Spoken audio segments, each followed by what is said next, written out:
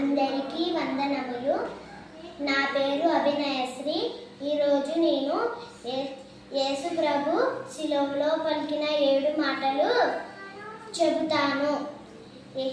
1వ మాట, యేసు తండ్రి వీరేమి చేయుచున్నారో వీరు ఎరుగరు గనుక వీరిని క్షమించుడి. 2వ మాట, నేడు నీవు నాతో కూడా పరదైస్లో ఉండుదువు. 3వ మాట, అమ్మా ఇదిగో నీ కుమారుడు, ఇదిగో నీ తల్లి. 4వ మాట, నా దేవా నన్నెందుకు చెయ్యి విడిచతివి. 5వ మాట, నేను తప్పికొంచున్నాను.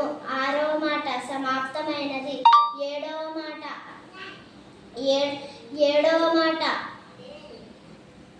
యేసు తండ్రి నీ చేతికి నా ఆత్మను అప్పగించుకొంచున్నాను. వందనములు.